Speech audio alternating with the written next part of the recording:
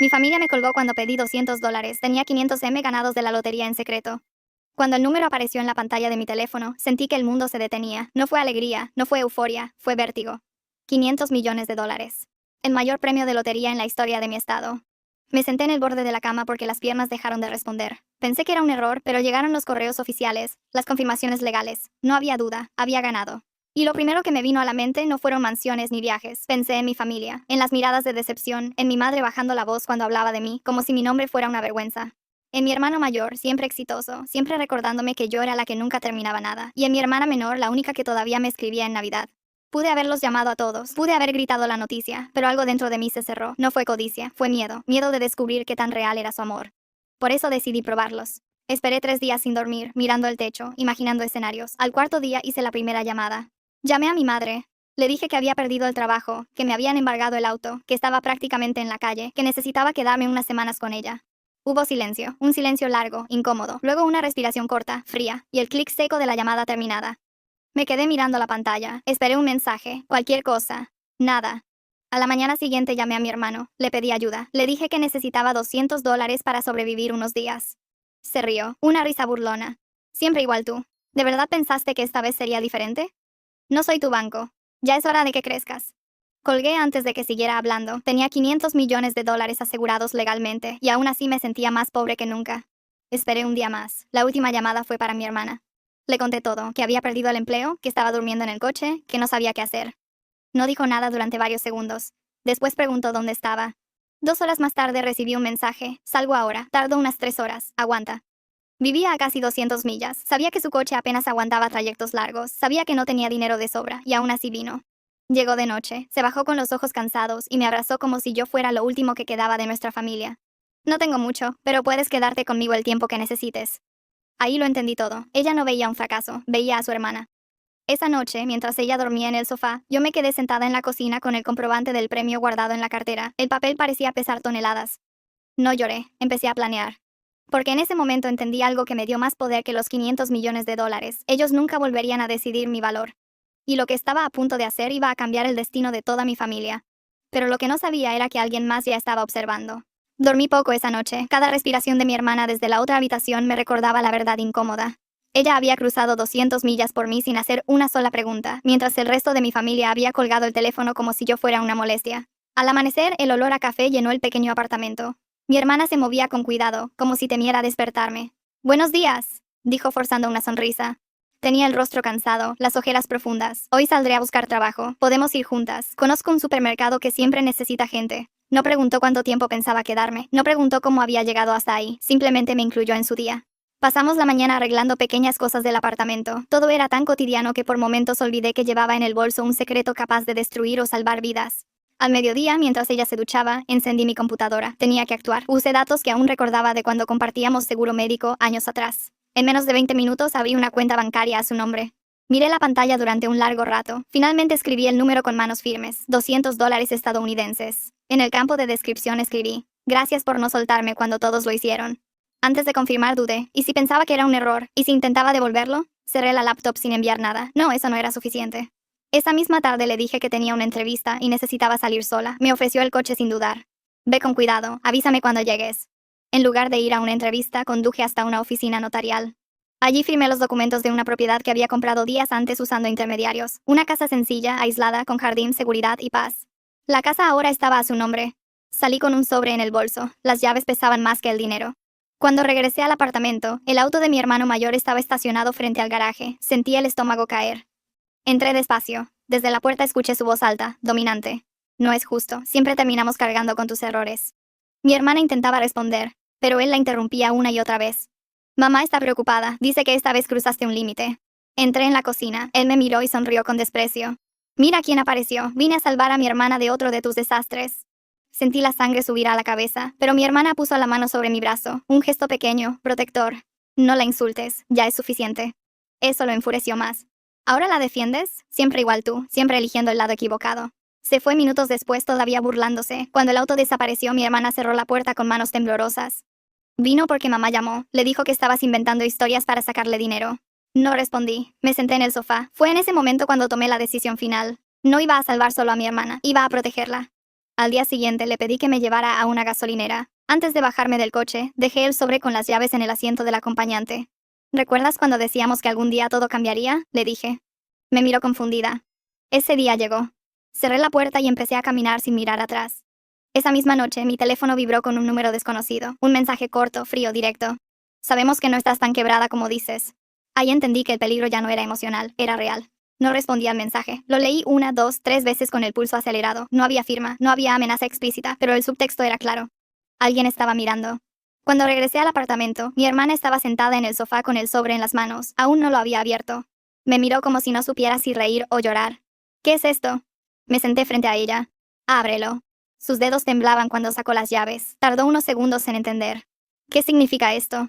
Le conté solo una parte de la verdad, no el monto, no la lotería, solo que había hecho una inversión tiempo atrás, que las cosas finalmente habían salido bien, que esa casa era suya. No puedo aceptar esto, es demasiado. Has aceptado cargarme toda tu vida, déjame cargar yo esta vez. Sus ojos se llenaron de lágrimas, me abrazó fuerte como cuando éramos niñas. Esa noche dormí mejor que en semanas. Hasta que el teléfono volvió a vibrar. Esta vez era mi madre. Contesté. ¿Dónde estás? Estoy bien, no tienes que preocuparte. Eso no es lo que me dijeron, tu hermano dice que estás escondiendo algo. Sonreí, aunque ella no podía verlo. Siempre dice muchas cosas. Silencio. Mañana vendrá alguien a verte, alguien que puede ayudarte, si es que de verdad necesitas ayuda. Colgó antes de que pudiera preguntar más. A la mañana siguiente un auto negro se estacionó frente al edificio. Elegante, discreto, demasiado caro para estar allí por casualidad. Un hombre bajó, traje oscuro, mirada calculadora. ¿Eres tú? Me enviaron para hacerte unas preguntas. Lo observé unos segundos. Creo que ya es hora de que yo haga algunas también. Nos sentamos en una cafetería cercana. Me habló de oportunidades, de personas interesadas, de familia preocupada. No negó que mi hermano hubiera iniciado el contacto. Solo querían saber si estabas diciendo la verdad. Me levanté. Diles que la verdad no siempre es rentable, pero las mentiras sí. Esa misma tarde tomé una decisión que cambiaría el juego. Compré un boleto de avión. Destino, Nueva York. Si iba a enfrentar lo que venía, no lo haría escondida en un apartamento pequeño. Necesitaba abogados, seguridad, distancia. Antes de irme, dejé a mi hermana instalada en su nueva casa. Le prometí volver pronto. No le expliqué todo. Aún no. En el avión miré por la ventana mientras la ciudad se hacía pequeña. Por primera vez desde que gané, sonreí de verdad. Porque entendí algo esencial. Ellos creían que yo estaba huyendo. En realidad estaba tomando posición. Horas después de aterrizar, recibí una llamada internacional. La voz al otro lado fue clara, tranquila, peligrosa. Señora, sabemos exactamente cuánto ganó, y su familia también está a punto de descubrirlo. Parte 3. YouTube. No colgué de inmediato. Me quedé unos segundos en silencio, mirando por la ventana de la habitación del hotel en Nueva York. La ciudad palpitaba allá abajo, indiferente al hecho de que mi mundo estaba a punto de explotar. ¿Quién eres?, pregunté por fin. Del otro lado la voz permaneció calmada. Alguien que trabaja con información. Y la tuya vale mucho dinero. Sonreí sin humor. Entonces ya sabes que no estoy interesada en venderla. Todavía no, pero tu familia sí. La llamada se cortó. En ese momento entendí que la fase de prueba había terminado. El juego ahora era otro. En las horas siguientes todo se movió demasiado rápido. Abogados, consultores financieros, un especialista en seguridad personal. Por primera vez escuché ese número, $500 millones, tratado como algo real, concreto, pesado. Mi nombre aún no había sido divulgado oficialmente, pero las filtraciones no piden permiso. A la mañana siguiente, desperté con decenas de mensajes. Mi madre, mi hermano, primos que no veía desde hacía años, tíos que nunca recordaban mi cumpleaños. Todos con el mismo tono, preocupación, cariño tardío, urgencia. Solo queremos ayudarte, somos familia, podemos hablar. No respondí ninguno. Salí del hotel con gafas oscuras, escoltada por un coche discreto. Fui a una oficina en lo alto de un edificio de vidrio. Allí dentro, el mundo era silencioso, controlado, caro. Cuando esto se haga público, su familia perderá el control de la narrativa, dijo el abogado principal. Eso es exactamente lo que quiero, respondí. 2 días después, la noticia estalló. Mujer gana $500 millones y decide permanecer en el anonimato. Las redes explotaron, la prensa especulaba, y en medio del caos mi familia finalmente entendió, no que yo estaba quebrada, sino que era intocable. Mi hermano fue el primero en aparecer. Viajó hasta Nueva York sin avisar, sin invitación. Esperó horas en el vestíbulo del hotel hasta que yo bajara. Tenemos que hablar, dijo nervioso por primera vez en su vida. Ahora sí, qué curioso. Nos sentamos frente a frente. Intentó sonreír, intentó bromear, intentó justificarse. Nunca quise hacerte daño, solo no sabía. Sabías, corregí, siempre lo supiste, solo no te importaba. Habló de negocios, de inversiones conjuntas, de proteger a la familia. ¿La familia que me colgó el teléfono?, pregunté. No respondió. Mi madre lo intentó después. Lloró, dijo que estaba confundida, que tuvo miedo. Siempre fue difícil quererte, dijo sin darse cuenta de lo que revelaba. Ahí todo encajó, no era por dinero, nunca lo fue, era control. Y eso se había acabado. Cuando pensé que ya lo había visto todo, recibí un último mensaje, una foto, mi hermana saliendo de la nueva casa, y una frase corta. Ahora entendiste lo que está en juego. El juego se había vuelto personal. Mi corazón no se aceleró al ver la foto. Se hundió. Reconocí la calle, el ángulo, la sombra del árbol. Mi hermana estaba de espaldas, completamente ajena a que alguien la observaba. Respiré hondo. No era un secuestro aún, era una advertencia. Llamé al jefe de mi equipo de seguridad. Quiero protección total para mi hermana, ahora. En menos de 40 minutos, 2 coches discretos ya estaban en camino, personas entrenadas, invisibles, profesionales. Solo después de eso respondí, si la tocan, todo lo que se sale a la luz. La respuesta llegó demasiado rápido, eso depende de ti. Apagué el teléfono y sentí algo nuevo crecer dentro de mí. No era miedo, era claridad. No iban detrás de mi dinero. Iban detrás de mi silencio. Pasé el resto del día en reuniones cerradas, abogados especializados, consultores de riesgo, un exagente federal que ahora trabajaba en el sector privado. Alguien cercano filtró información. No fue la prensa, fue personal. Mi familia. La palabra resonó en mi cabeza como una sentencia. Por la noche recibí la llamada de mi hermana. Hay personas extrañas rondando la casa. Dijeron que eran de mantenimiento, pero no estaban en ninguna lista. No abras la puerta a nadie, ordené. Hubo un silencio. ¿Qué está pasando? Dime la verdad. Cerré los ojos. Gané la lotería, $500 millones, y alguien cree que puede usar eso para controlarme. No respondió. Entonces no te rindas, dijo finalmente. Nunca lo hiciste conmigo, yo tampoco lo haré contigo. Nos quedan. Colgué con los ojos llenos de lágrimas. A la mañana siguiente concerté una cita, no con la persona que me amenazaba, sino con quien sabía que había iniciado todo. Mi hermano aceptó de inmediato. Nos encontramos en un restaurante caro. Llegó demasiado confiado. Un error clásico. Esto se salió de control, hay gente poderosa involucrada. Lo sé, tú los llamaste. Intentó negarlo, no logró sostenerme la mirada. Solo quería una parte, no pensé que llegarían tan lejos. Me incliné hacia adelante. Escúchame bien, esto termina hoy. ¿Cómo? Vas a confesar todo, nombres, contactos, todo. Rió, nervioso. No tienes idea con quién te metiste. Sonreí. Tú tampoco. Puse el teléfono sobre la mesa y reproduje un audio, su voz, clara, hablando de presión, familia y dinero escondido. Su rostro perdió el color. Si algo le pasa a mi hermana, esto va directo a las autoridades, a la prensa y a las personas que más temes. Tragó saliva. En ese momento entendí algo esencial. El dinero no me dio poder, solo reveló quién siempre lo había tenido. Cuando me levanté para irme, mi hermano hizo una última pregunta. ¿Y mamá? ¿Ella sabe? Me detuve. Ella lo sabrá cuando todo termine. Y nada, absolutamente nada iba a impedirme llegar hasta el final. Salí del restaurante sin mirar atrás, no por orgullo, sino porque por primera vez ya no necesitaba mirar a nadie en busca de aprobación. Mi hermano se quedó sentado allí, pequeño, aplastado por su propio miedo. Esa misma noche recibí los primeros archivos, nombres, contactos, mensajes, transferencias encubiertas. Todo lo que había negado durante años estaba allí, organizado, frío, incontestable. Mi abogado fue directo. Esto no es solo chantaje, hay delitos financieros claros. Asentí. Entonces que caigan. Mientras tanto, mi madre intentaba reconstruir algo que nunca existió. Llamaba desde números diferentes, enviaba mensajes largos, llenos de recuerdos inventados. Uno decía, siempre hice lo mejor que pude. Cerré los ojos al leerlo. Lo mejor que pudo fue colgar el teléfono cuando la necesité. 2 días después acepté verla, no por ella, por mí. Nos encontramos en un hotel discreto. Parecía más pequeña, más vieja, el cabello mal arreglado, las manos inquietas.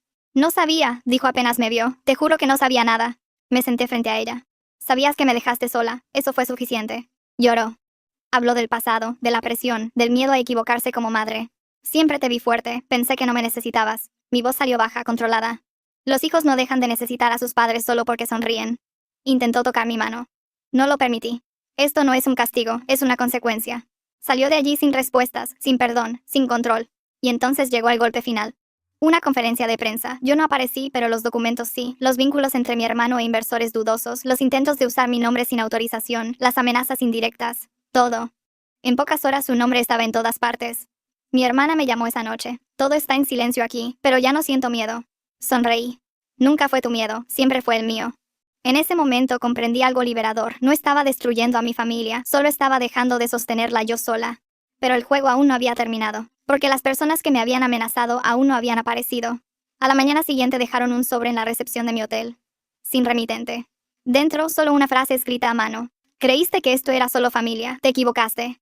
Sostuve el sobre unos segundos antes de abrirlo por completo, no porque tuviera miedo de lo que decía, sino porque en el fondo ya lo sabía. Cuando se juega con dinero, poder y silencio, siempre hay alguien que cree ser dueño del tablero. La frase era corta, escrita con una calma excesiva, casi elegante. Eso me inquietó más que cualquier amenaza explícita. Mostré el sobre al jefe de seguridad, no hizo preguntas, solo asintió. Vamos a anticipar el plan B. Esa noche cambié de hotel, de coche, de rutina, de rostro ante el mundo. Ninguna red social, ninguna llamada directa, solo personas con contrato, cláusulas y algo que perder. Aún así, al día siguiente recibí la invitación, no una amenaza, una invitación. Lugar, un restaurante privado cerrado al público en lo alto de un edificio antiguo de Manhattan. Hora, 20, vestimenta discreta. Sonreí al leerlo, querían hablar, y yo también. Fui acompañada, pero entré sola. El hombre estaba sentado cerca de la ventana, unos 60 años, traje a medida, un reloj demasiado caro para quien no quiere llamar la atención, el tipo de persona que manda sin levantar la voz. Gracias por venir, dijo, eso dice mucho sobre ti. O sobre usted, que no logró asustarme lo suficiente. Sonrió. Tu familia cometió errores, tú también. Mi error fue confiar en ellos, ya lo resolví. Pidió vino, no toqué la copa. 500 millones de dólares no cambian a una persona, solo revelan quién es en realidad. Incliné ligeramente la cabeza. Entonces sabe que no voy a ceder. Silencio. Podemos protegerte, a ti y a tu hermana, a cambio de discreción, de cooperación. ¿Y si digo que no? Miró por la ventana. Entonces el mundo se vuelve incómodo. Respiré hondo. Ya lo fue, toda mi vida. Puse sobre la mesa una memoria USB. Todo lo que usted sabe sobre mí, yo también lo sé sobre usted. Por primera vez perdió el control de la mirada. Esto no termina aquí, dijo serio. Me levanté. No, termina cuando yo decida. Salí sin correr, sin mirar atrás. Esa noche todo empezó a derrumbarse. Investigaciones abiertas, cuentas congeladas, personas importantes desapareciendo de las noticias, el tipo de efecto dominó que solo ocurre cuando alguien toca el lugar equivocado. Y en medio de todo eso, mi hermana estaba a salvo, protegida, lejos. Por primera vez, el miedo había cambiado de lado. Horas después recibí una última llamada de ese número desconocido. Esto se acabó. Ganaste. Colgué lentamente. Porque yo sabía, aún faltaba algo. La llamada decía que había ganado, pero las victorias reales nunca llegan sin costo. Pasé la noche en vela, observando cómo Manhattan despertaba, coches, luces, gente apresurada, vidas normales siguiendo su curso como si nada hubiera pasado. El mundo siempre continúa, incluso cuando alguien se rompe por dentro. Al amanecer pedí que mi madre y mi hermano estuvieran en el mismo lugar, no un tribunal, no un despacho de abogados, un lugar neutral, frío, definitivo, una sala reservada en un edificio administrativo. Sin lujo, sin comodidad, solo sillas, una mesa y silencio. Llegué primero. Mi madre entró despacio, ojos hinchados, hombros encorvados, parecía más pequeña de lo que recordaba. Mi hermano vino detrás, sin arrogancia, sin sonrisa, sin voz. Me senté frente a ellos. No están aquí para discutir. Están aquí para escuchar. Ninguno interrumpió. Gané 500 millones de dólares, pero eso no es lo importante. Lo importante es lo que hicieron cuando creyeron que yo no tenía nada. Mi madre lloró. No sabía que te harían daño, susurró. No me hicieron daño, me mostraron quiénes eran.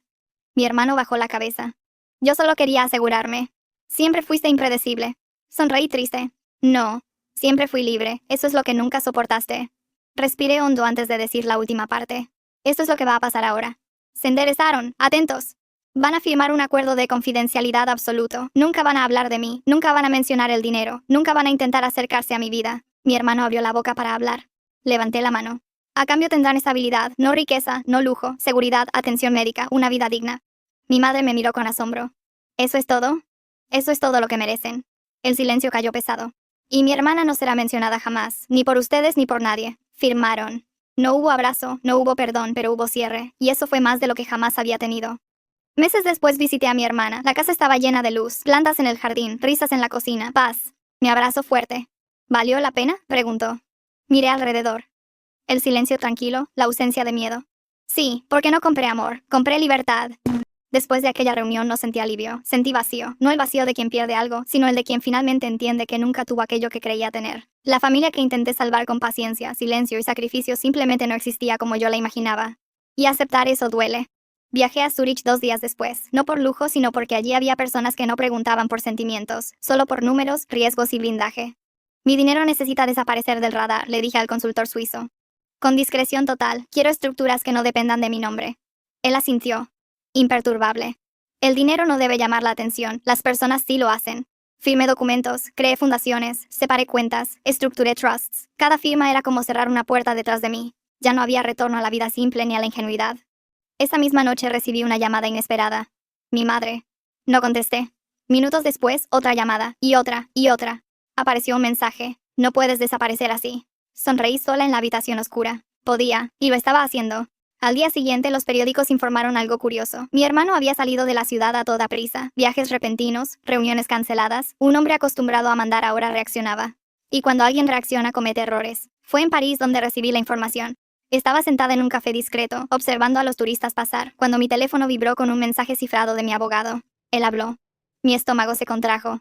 ¿Con quién? La respuesta tardó unos segundos que parecieron minutos. Con la persona equivocada. Esa noche un nombre apareció en los informes, un intermediario, un operador, un hombre que no figuraba en fotos ni en registros oficiales, pero cuyo rastro financiero era imposible de borrar. El mismo nombre vinculado al sobre, a la foto de mi hermana, a la amenaza. El juego no había terminado, solo había cambiado de nivel. Mientras cerraba la maleta para dejar París, apareció una última notificación en la pantalla de mi celular. Sabemos dónde estarás mañana. Y por primera vez desde que todo comenzó, no borré el mensaje. Porque yo también sabía exactamente dónde estarían ellos. No respondí al mensaje, guardé el teléfono en el bolsillo del abrigo y seguí caminando como si nada hubiera pasado. París seguía viva a mi alrededor, risas, pasos apresurados, el sonido lejano de un acordeón. Mientras por dentro cada sentido estaba en alerta. Ellos sabían dónde estaría, pero no sabían por qué. Esa noche cambié de hotel sin avisar, no por miedo, sino por estrategia. Aprendí pronto que quien controla el espacio controla la conversación. Al día siguiente fui al lugar exacto que ellos esperaban, un evento cerrado, lujoso, invitaciones limitadas, gente que hablaba bajo, vestía caro y nunca decía todo lo que sabía. Uno de esos encuentros donde decisiones que cambian países se toman lejos de las cámaras. Entré sola. Vi miradas curiosas, algunos reconocían mi rostro por las noticias vagas, otros solo sentían que yo no estaba allí por casualidad. Entonces lo vi. El hombre cuyo nombre aparecía en los informes, más joven de lo que imaginaba, una postura demasiado relajada para alguien que se decía invisible. Me observaba desde lejos con un vaso de whisky en la mano, como si estuviera esperando exactamente ese momento. Me acerqué antes de que él viniera hacia mí. Pensé que no aparecerías, dijo con una sonrisa leve. Pensé que tú tampoco. Conversamos como si fuéramos viejos conocidos. Hablamos de mercados, de viajes, de oportunidades. Cada frase tenía dos capas, cada silencio decía más que las palabras. Tu familia abrió una puerta que no sabía cerrar, dijo él. Yo la cerré. Inclinó la cabeza. Cerraste una, abriste otra. Ahí lo entendí, no quería dinero, quería acceso. ¿Quieres saber cómo protegerte? Continuó. Yo sé cómo hacerlo. Lo miré directamente a los ojos. Y yo sé cómo destruirte sin que nadie lo note. La sonrisa desapareció por un segundo, solo uno, pero fue suficiente. Esto se está volviendo interesante, dijo. Siempre lo fue. Nos despedimos sin acuerdo, sin amenaza directa, pero con algo nuevo en el aire, respeto cauteloso. Y eso es peligroso. Horas después, ya en la habitación, recibí un mensaje diferente. No una amenaza, no un aviso, una dirección y una frase. Si no vienes, alguien más perderá. Miré la pantalla durante largo tiempo, porque sabía exactamente quién era ese alguien. Me quedé observando la dirección en la pantalla del celular como si pudiera desaparecer si parpadeaba. No desapareció. Era un barrio que conocía bien, no por frecuentarlo, sino por evitarlo. Uno de esos lugares donde el lujo intenta mezclarse con el anonimato. Donde edificios elegantes esconden negocios que nunca entran en contratos oficiales. El mensaje era claro, o iba yo o alguien pagaría por ello. No necesité preguntar quién.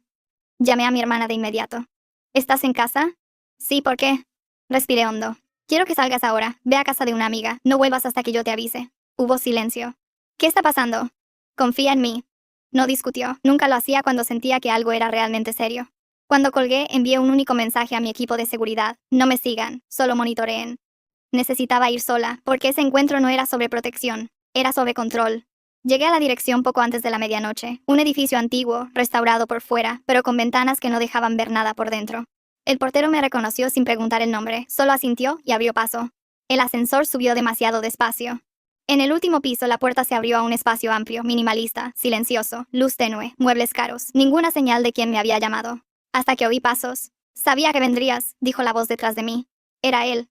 Sin traje, sin reloj, sin máscara social. Solo un hombre demasiado seguro de sí mismo. No vine por ti, vine por lo que estás insinuando. Sonrió. Siempre tan directa, eso te hace peligrosa. No, me hace libre.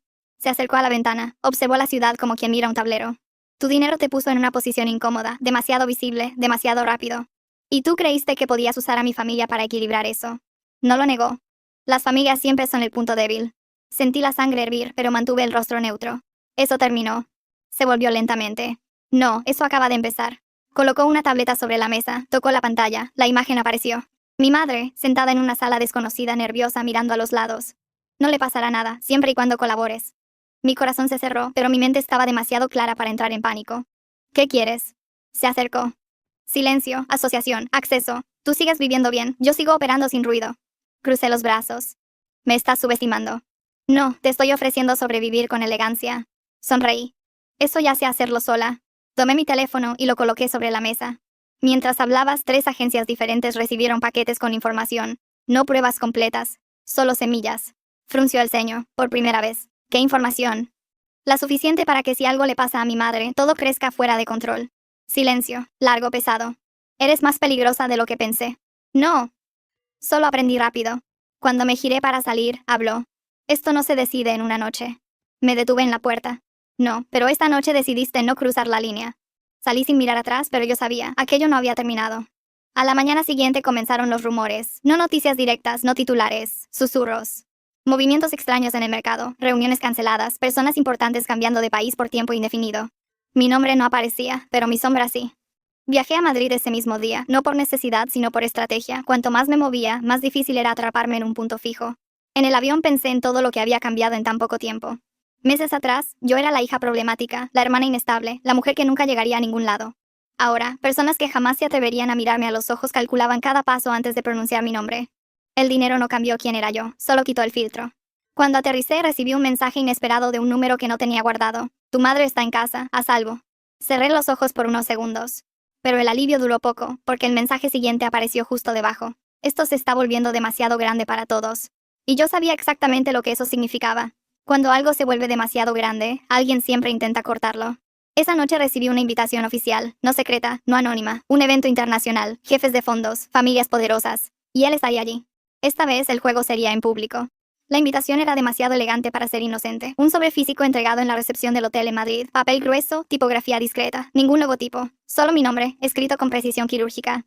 Evento privado, lista restringida, traje formal. Y en el pie, una frase corta que lo decía todo sin decir nada. Su presencia ha sido solicitada, no invitada. Solicitada. Sonreí.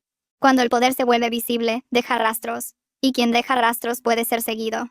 Pasé todo el día en reuniones silenciosas, personas que hablaban poco y escuchaban mucho, bancos que no anunciaban servicios, fondos que no tenían sitio web, abogados que jamás prometían nada en voz alta. Por la noche, mientras me preparaba, observé mi reflejo en el espejo.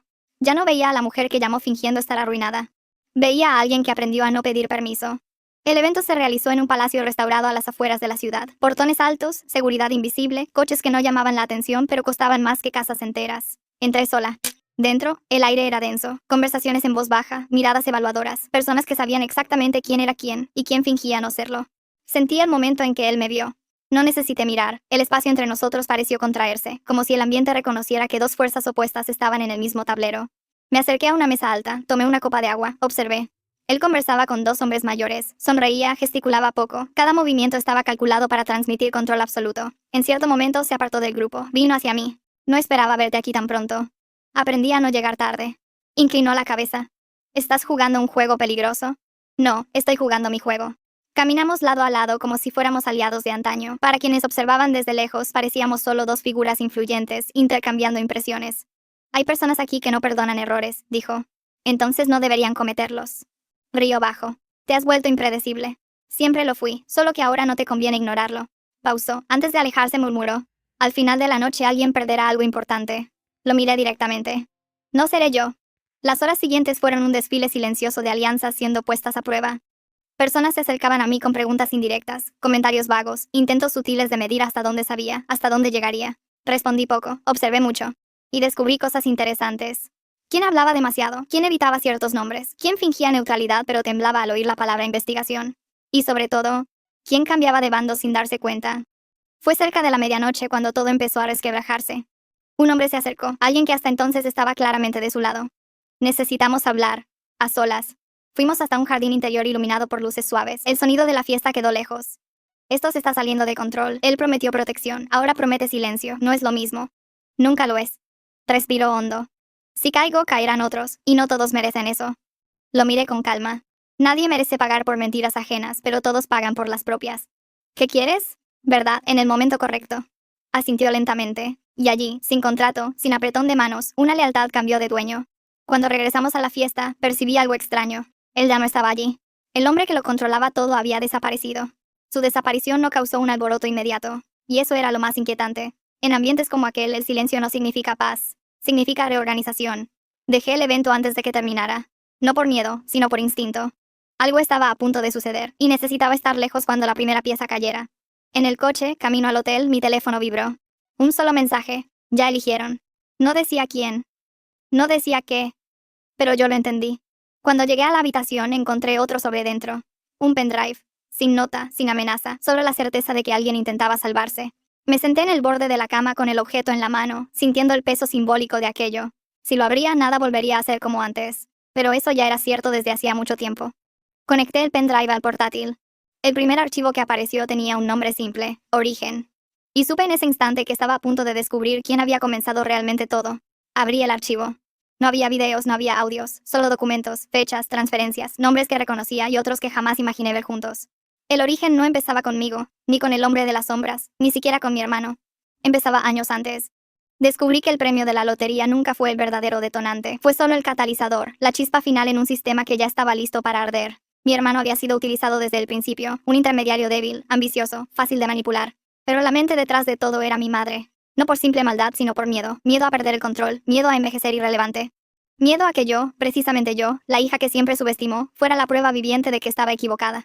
Había hecho llamadas incluso antes de que yo fingiera estar arruinada. Había preparado el terreno, creado narrativas, sembrado dudas. Cuando colgó el teléfono en aquella primera llamada, no fue sorpresa. Fue la ejecución de un plan. Me faltó el aire por unos segundos. No lloré, no grité. Solo cerré el portátil despacio, como quien cierra un capítulo que llevaba demasiado tiempo doliendo. Esa noche hice la última llamada. Necesitamos hablar. Aceptó. Nos encontramos donde todo había comenzado, en la ciudad pequeña y silenciosa donde nadie imaginaba que $500 millones habían cambiado el curso de tantas vidas. Nos sentamos frente a frente, sin intermediarios, sin teatro. Siempre supe que llegarías lejos, dijo ella. Sonreí cansada. No, siempre supiste que no podías controlarme. Desvió la mirada. Le mostré los documentos uno por uno, no como acusación, como espejo. No lo negó. Quería proteger lo poco que tenía, y tú siempre fuiste una amenaza para eso. Asentí lentamente. Entonces aquí está la verdad que te cuesta aceptar. Yo nunca quise quitarte nada, solo quise existir. El silencio que siguió fue el más honesto de toda nuestra vida juntas. Me levanté. No voy a destruirte, no porque no pueda, sino porque no lo necesito. Levantó la vista. ¿Y qué vas a hacer? Respiré hondo. Voy a vivir. Y me fui. Hoy vivo lejos de allí. Viajo cuando quiero, invierto en silencio, ayudo sin ser vista.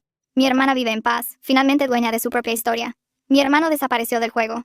No por venganza, sino por irrelevancia. Mi madre vive con las decisiones que tomó. Y yo aprendí la mayor lección de todas. El dinero no solo revela quiénes son los demás, revela quién decides ser cuando finalmente no necesitas agradar a nadie. Gané $500 millones. Pero lo que realmente gané fue algo que el dinero nunca podría comprar. Libertad. No la libertad de comprar lo que quiero, sino la libertad de elegir quién merece estar en mi vida. Y esa decisión no tiene precio. Porque al final, la verdadera riqueza no está en lo que tienes. Está en lo que ya no necesitas probar.